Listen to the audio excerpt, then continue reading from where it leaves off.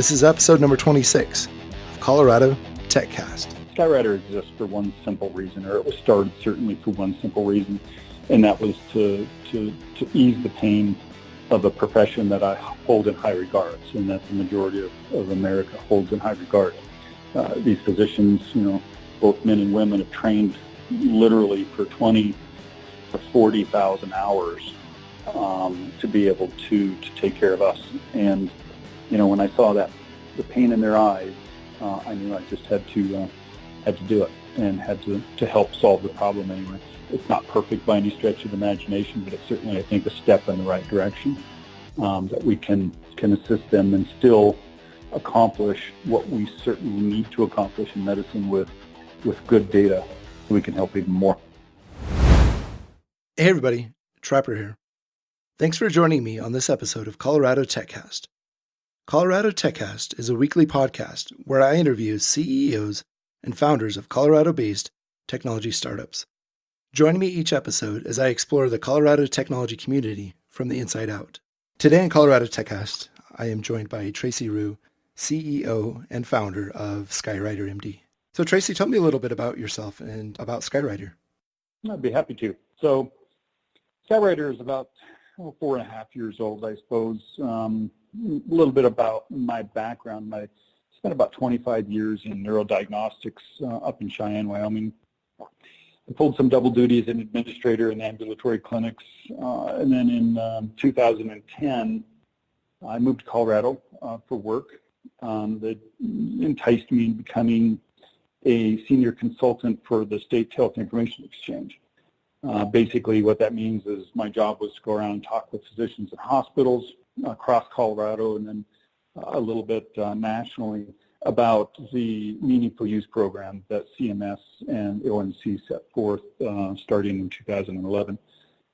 So basically the adoption of electronic health records, but probably most importantly, the data use after the adoption has occurred. For those listeners who are not familiar with meaningful use, can you tell me a little bit about that? Sure. So meaningful use was a kind of a carrot and a stick approach by Medicare and Medicaid to entice physicians into adopting electronic health records. For many years, medicine has been far behind in adopting technology. And really, everything used to be on paper, right? Paper charts, and you remember the days of going in to see your doctor, file room of nothing but patient charts. The whole idea behind the adoption of electronic health records was to, instead of just having text that humans can read and fax in between, providers and hospitals, is that we utilized electronic health records and enter certain data points in a structured way, simply so a machine can read it as well as a human, right? So when machines can read it, then the really smart technology people can take that data, aggregate it for many different uses. One of the simplest and most useful is certain just clinical exchange, right? So physicians across the state or across town or across the country had availability of your records to them. So if you showed up on their doorstep for whatever reason, they had your entire history, which can be, of course, very important, especially if you show up and you're not talking. So that's really the whole program, was to get and entice physicians and actually help them buy those electronic health records and use them in a meaningful way. That's where they got the name meaningful use. So as a consultant, what was the problem that you thought you could solve? Really, just education, right? Educating physicians on, this big change, right? Going from paper to pointing and clicking was a big change.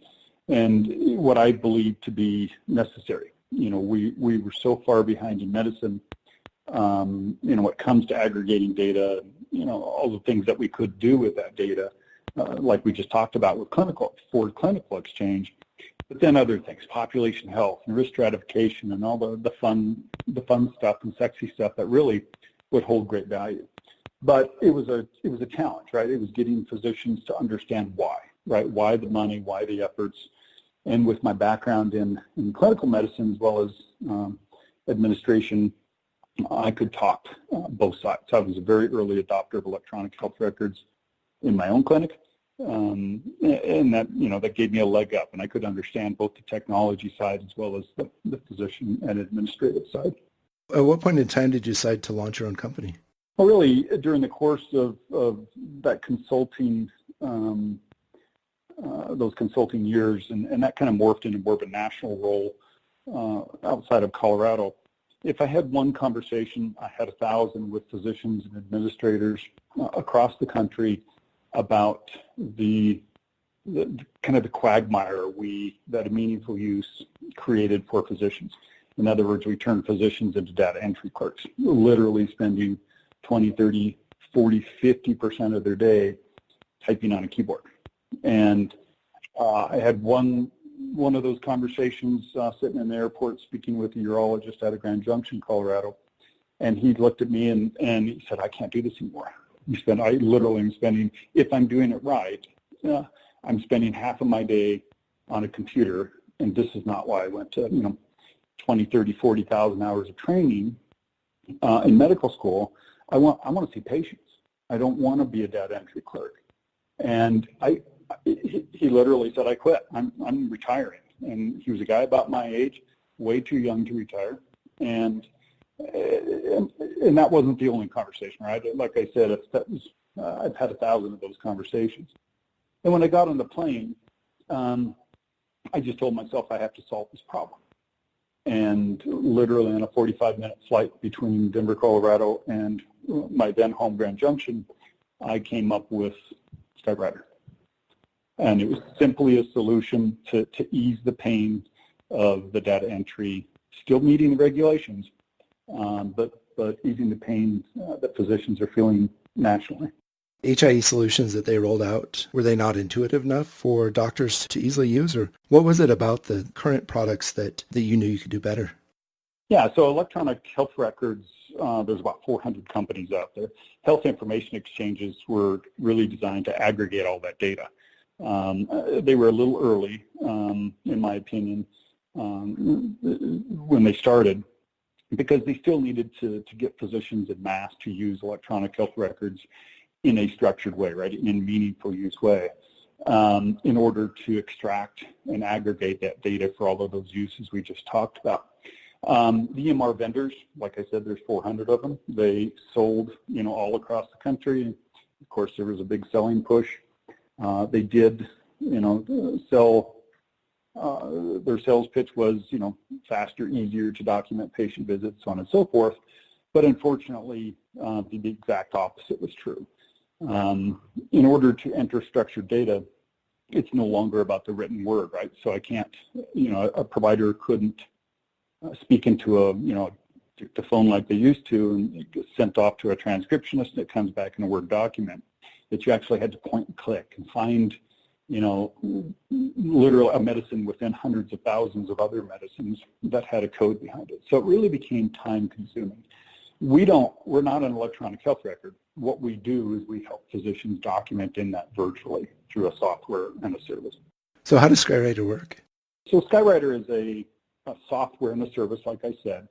The software and the business model really address the 5 major challenges you have with what we call a physical scribe.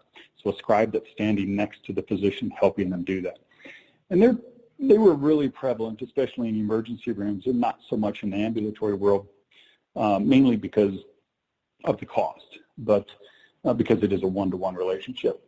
But when I really started looking at the physical scribes to help physicians do that, they have 5 challenges. Cost, they're intrusive, they can't keep up with as fast as a physician can speak, you can't scale it, and you have the HR component, right? The vacation days and the natural attrition that will occur with those types of positions. There's no magic bullet here, right? There's no dragon, there's no voice to text, there's no artificial intelligence, at least today, that can do everything a physician needs to do in an electronic health record, from navigating historical documents to actually building a note and creating orders and action items and going through their inbox. And there's lots of other things that need to be done in electronic health records during the course of their day, other than just building a note. So anyway, so with that being said, those 5 challenges, I really designed Skywriter to address each one of those. So ours is not a one-to-one model. It's a team concept, which not a big team, but a little team, which really addresses not only the HR issue, but the cost issue. Because the way the software is designed and the business model is designed, our skywriters, we call them skywriters, not scribes, become efficient. And when they become efficient, they can take care of more than one provider. And when you take care of more than one provider, you can decrease cost, right? So now you've just addressed all 5 of those major challenges that you have, with the exception of scalability. But when it comes to that, our skywriters sit in, sky centers, we call them, across the country, that are, HIPAA-compliant, but they're next to good pre-med universities that supply Skywriter with good, talented, postgraduate on their way to medical school, DO school, RN school, PA school, whatever the case may be, but they have that interest. And so it's kind of a win-win. But literally at the end of a button on an iPad or a computer, whatever the physician wants, touch on the Skywriter on your team, and within a second you're connected. And they're logged into the electronic health record. The physician can be in the patient room, out of the patient room. It really doesn't matter however the physician wants to work, and literally talk just as if that Skywriter is standing next to them, and the Skywriter is assisting them with literally every need they have within that electronic health record. So you've created virtual scribes that you can access at the push of a button. Correct. And they're U.S.-based because of the business model. It allows us to hire and maintain and resource those within the United States versus sending it overseas simply due to cost. What year did you launch Skywriter? Technically or officially, it was January 1st, 2015. However, through the previous year, I was designing the software and the requirements behind that. Do you have a technical background and you built it yourself, or did you assemble a team to help build it and you just created the specs and the vision? Yeah, I just created the requirements and the vision. And then I had a team, several teams actually helped me build that, and we continually rebuild to make it bigger, better, and faster, more reliable. I know one of the biggest complaints in the medical profession is that the doctors don't spend enough time with the patients. The doctors feel the same way. They don't have enough time to focus on the patient. But I think if we can enable them with technology solutions like Skywriter, it'll allow them to focus more on the patient and less on the administrative tasks that are required. So I think that's a really great niche. That's exactly right. And the return on investment for physicians, CFOs, administrators, even their own MAs, medical assistants is well documented. Like you said, a physician has 3 different ways to document your encounter, right? That's in the patient room, which your patients don't like. They don't like that computer in between the physician and themselves. The physician can document in between patient visits, which puts a damper on their efficiencies. In other words, they can't see as many patients, which of course decreases access to that physician. Other than after hours, right? Which of course is a lifestyle problem, right? Their husband and wife are not real happy with them when they're spending 2, 3, 4 hours every evening and Saturday mornings coming back and finishing their documentation. So what we try to do is alleviate that and get it done very efficiently, get it done very consistently, which is important for data extraction and reporting. So it's kind of a win-win. How big is your team now? Or how many employees does Skywriter have currently? It literally grows by 15 per month these days. We're implementing large healthcare systems like Baylor Scott White and Baptist in Southern Florida, New York Presbyterian. So we have some large clients that we're implementing. So I think right now we're just shy of 100 employees in Lakewood. And we have some outside employees. We're getting ready to stand up a new Sky Center in College Station or Des Moines, Iowa. Boiled it down to those 2, simply to create some redundancy from the technology perspective, but also because there's a tremendous amount of resources in those areas. It's great growth, especially in 3.5 years of business? Yeah, of course. it hasn't come without its pain and those growing pains. And we're just now kind of reaching our stride where we feel the software and the concept has been well vetted. We spent a lot of time on implementation processes and getting this to the point where those processes are very scalable. You don't bring on large systems like Baylor Scott White without having those processes well tuned. Take me back to the early days, when it was just you and a small group of developers building this. What was it like then? It was exciting, right? So we had great interest. We've stayed mainly in private physician offices to help us, shoulder to shoulder, kind of build the concept. And, and maybe we were a little too excited, a little too overzealous, because we certainly went through our ups and downs on building those processes and the software and so on and so forth. But we had a very small team that helped with, of course, the administrative piece of this and operations and somebody to help, hire skywriters, which is, as you can imagine, a big job. And then, of course, the funding, right? Trying to find the funding. We self-funded. We had some private investors and remain closely held with no institutional money to this day. Have you not taken on money because you haven't needed it, or obviously when you take on money, you give away equity and you open up more people to having a say in the business? Right. We funded ourselves for a while, in other words, my money.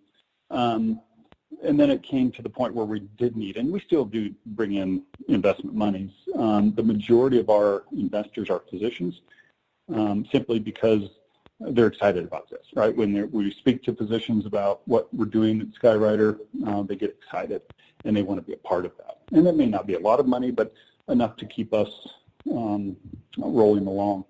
We made, as most startups do, lots of mistakes and spending too much and being a little too, like I said earlier, excited about our growth, thinking it would come faster. So, we went through some rough educational patches there about how to scale properly. Was there ever a time you just wanted to throw in the towel and turn back? Oh my gosh, yes.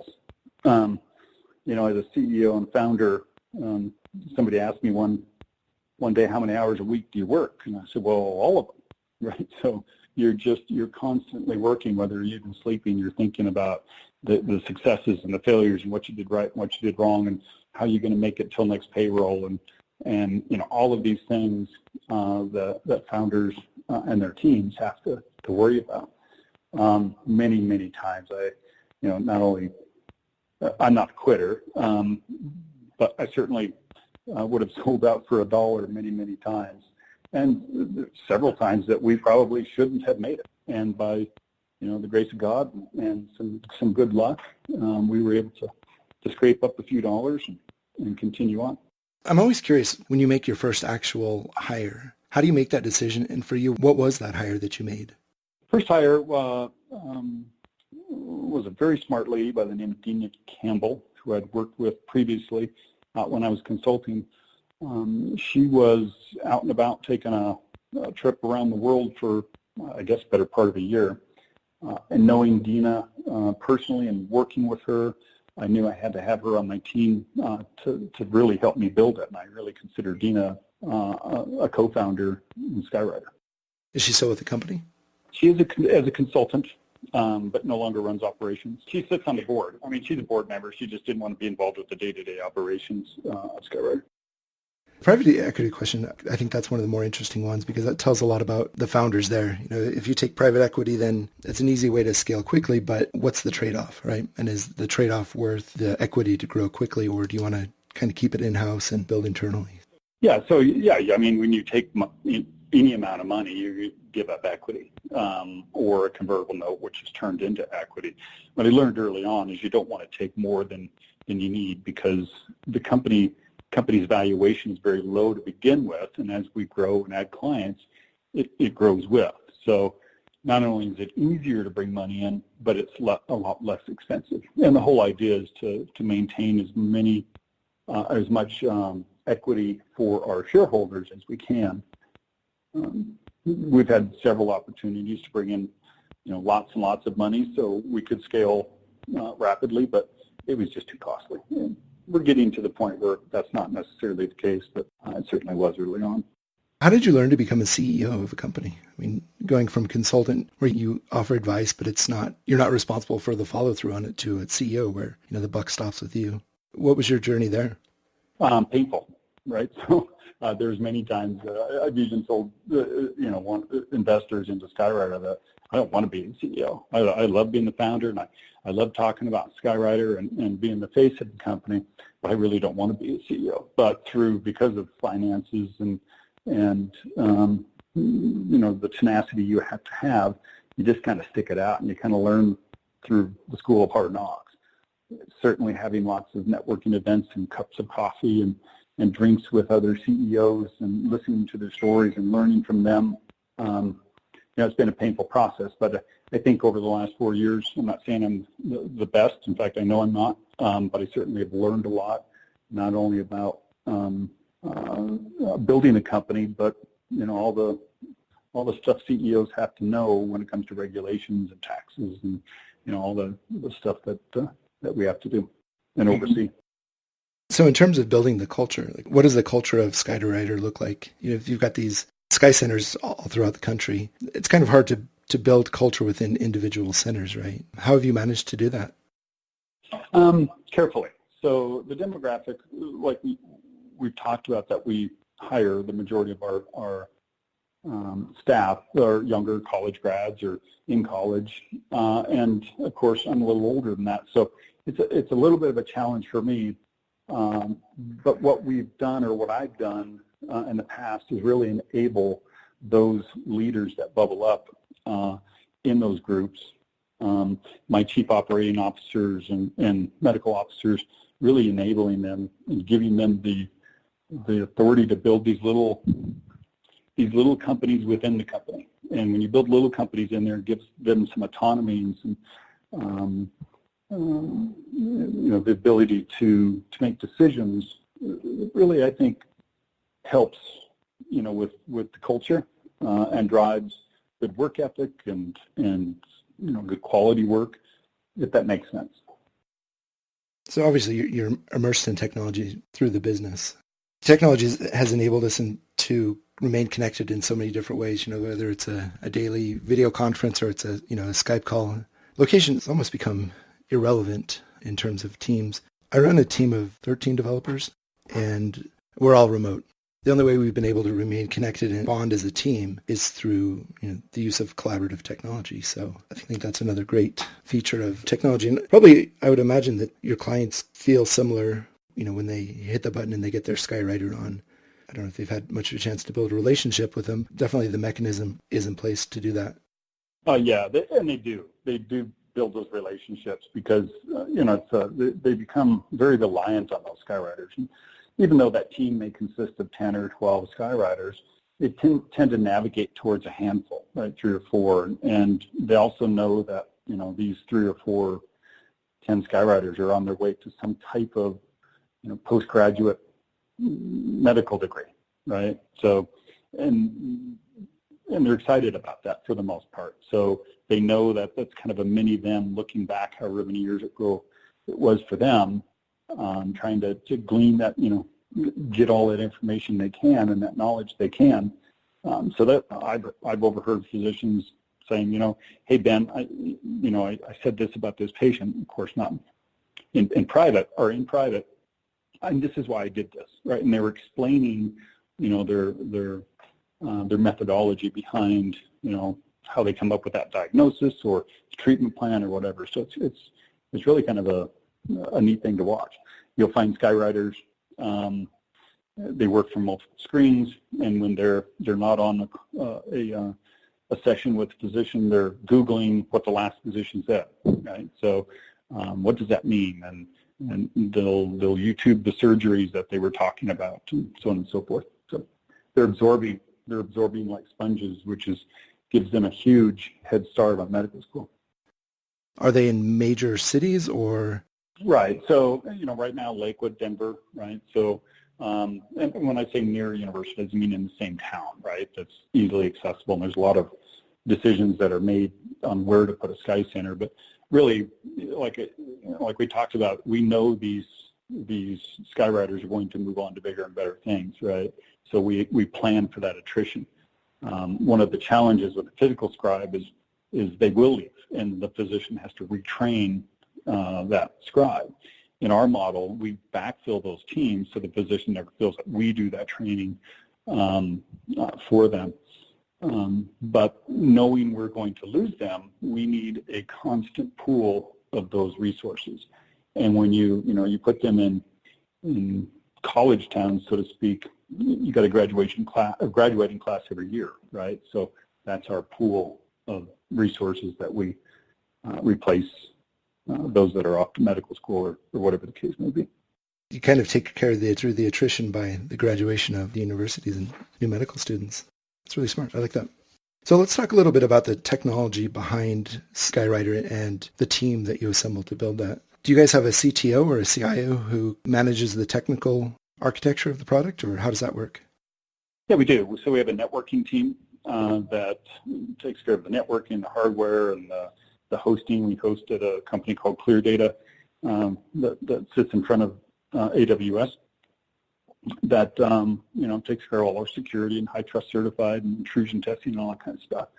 And then we have a developer who has a PhD who is developing our product once we brought that in-house. We did use a third party called DV Mobile. And then since then we brought Joe in to lead that development team. And we are in the process of adding more to that team to incorporate other technologies, other machine learning technologies, and things to make us even more efficient, and new technology that will be years down the road, but gives us a head start because of the data we have to advance those types of technologies that will make it even more efficient for the providers. Being in the cloud offers you guys incredible flexibility in terms of how quickly you can deploy your software, right? You don't have to stand up infrastructure at the physician's office anymore. It's just an application that they download, and then it matches them up with their account, right?